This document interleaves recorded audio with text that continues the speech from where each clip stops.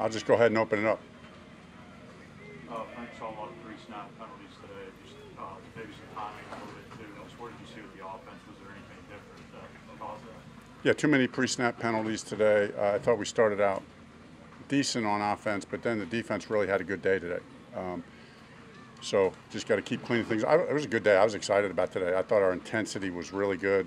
We just can't fall into a lapse on offense. We've been having some good days, but today was not our best day offensively. Just to confirm, Miles Sanders and Von Bell both had vet days off? They had vet days off, yes. Von was kind of coaching. And I'm sorry, who's the second name? Miles Sanders? No, Sanders did individual, and then had a little tweak or something, and then so we just talked about it and we said, let's just take him out of team. I think he's fine, but let's just be precautionary. I'll let you know. I haven't talked to the docs yet, so. Okay, Frank, was it a hammy or lower body? I got to get with the guys. Yeah. How do you sort through second week growing pains in training camp versus offense needs to be sharper, whether it be the drops or the procedural penalties and things like that? Yeah, I mean, it's exciting. I mean, this is what it is. I mean, we're not. We tell the guys all the time, we're not afraid to make mistakes. We're gonna make mistakes. We got to learn from them and get better. So this was a good day. We'll learn from the mistakes. We'll learn from the mistakes that we made, and excited about that. This is what happens in training camp. You got to keep iterating, right? You just got to keep iterating. You got to work out the kinks, get the timing right, get all the mechanics right, all the operational stuff right. Still play with great intensity, and today the defense got the better. How do you coach something like preventing pre-snap penalties? Is it just a discipline thing? It's just a discipline and focus thing, and honestly, we've been pretty good, all at camp, and a little bit hotter today, a little bit hotter, a little bit more humid, in pads, we're in day whatever, so a little bit, so that's great. That's great opportunity to work through that, because we all know that's what it's going to be like on game day. You're going to get tired, and we got to be able to concentrate and work through that.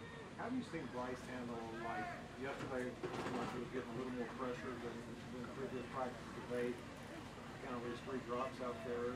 How does he handle those little things when they're happening?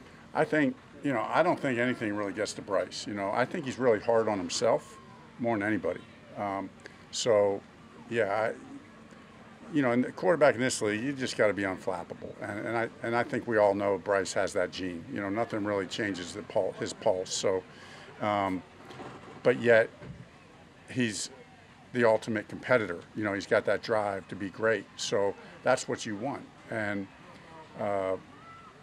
and I see him talking to receivers, working things out. And here's the other thing to keep in mind. We're an install 6, and we're not, so we're calling our red zone install plays and we're not game planning against a certain coverage. And, so we're not getting them, we might not even have these plays in against, normally, against the coverages that we're seeing. But we got to get them run, and we still got to be able to find completion. So that's not an excuse for not having a good day at all. But those things all factor in. Frank, you mentioned that he's hard on himself a lot. At the end of that 2-minute period, he seemed pretty frustrated. What happened at the end of that, and what was kind of the... I didn't have a chance to talk to him yet. We had one play. The drive worked out pretty much exactly like we wanted it to.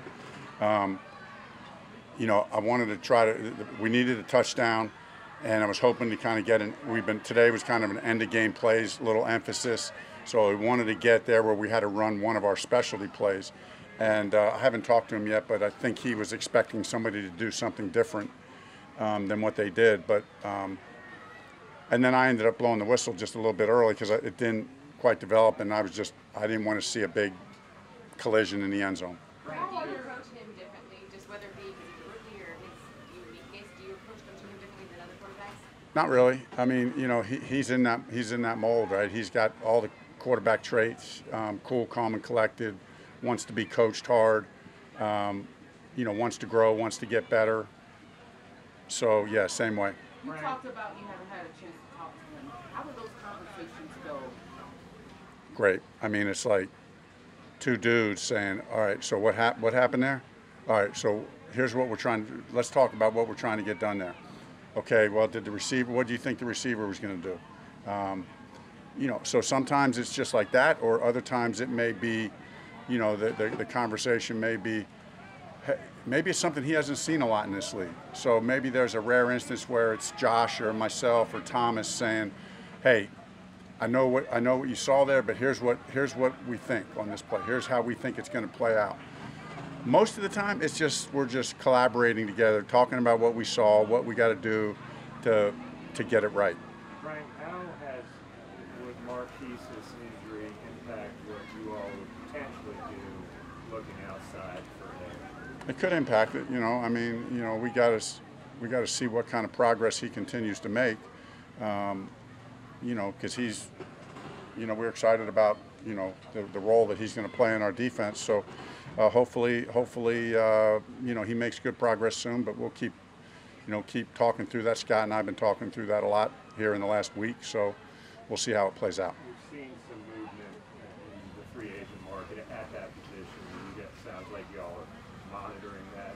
Yeah, we've been talking. You know, we've had you know, since Marquise got hurt. You know, we've been having those discussions. You know, don't want to jump the gun early. Wanted to really see how it worked out with Marquise, but keeping a pulse on that. We saw Coach Jefferson out there delivering hits with pads on during the wide receiver drill. Like, what is it? I mean, he's 54 years old. What is that like? I love that. I mean, I love that man right there. I mean, he's one of one. He is one of one. And, you know, it means so much to him, and, you know, and he takes it personal. And so he loves his guys, and he loves his guys. We all do, but he's got a unique delivery and a unique way of coaching, and, you know, wouldn't trade him for anybody in the world. Frank, another former player turned coach, D'Angelo Ball, is getting his first opportunity. What have you noticed about his teaching style and his delivery to the players? D'Angelo is such a good coach. I mean, I am truly like amazed at, you know, a lot of times former players, it takes a couple years to kind of get some of that former player out of you and become a coach, and be able to understand that our days are over, this is their day, and we don't have to talk about our day. All we're focused on is their day, you know. He gets that. I mean, he's helping the guys, he's making an impact. I think he's bringing out the best in that group. He's got the right mind. He's got the right mindset. I think he's adding a lot to the equation. Like you, We'll do two more after this. he kind of took a break from the field, did the TV stuff.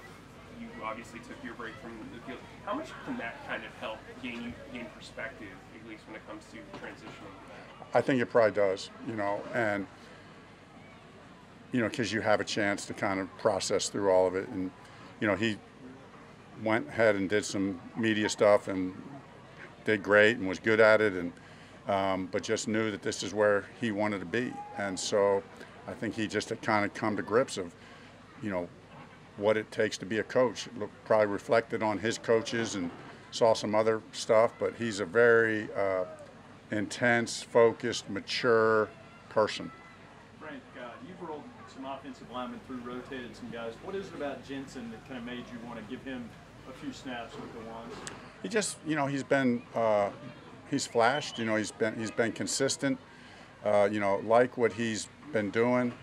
I think Campy's done a good job of, like you said, Darren, you know, just rotating those guys through, giving guys a chance to see what they can do against the better, you know, always upping the stakes and going against the ones or whatever the case may be. But Nash's look good. Frank, do you have any better idea on Corbett's timeline? Still optimistic. You know, he's still ahead of schedule, quote unquote ahead of schedule. But we're not rushing that, right? I mean, we're not anticipating him being ready for, you know, week 1, right? I mean, so we'll just be patient. He's doing great. I mean, if you watched him move around, you'd say he looks like he could play week 1. But, you know, that kind of injury, you go somewhat by the progress that they're making, and then to that injury, there's also some, like, it just takes what it takes as far as time, and you don't, you know, years of history on that injury tell you don't rush that. Even though when they're way ahead of schedule, it's still better to be cautious and don't get them in there too soon. All right, thanks, guys. Thank you.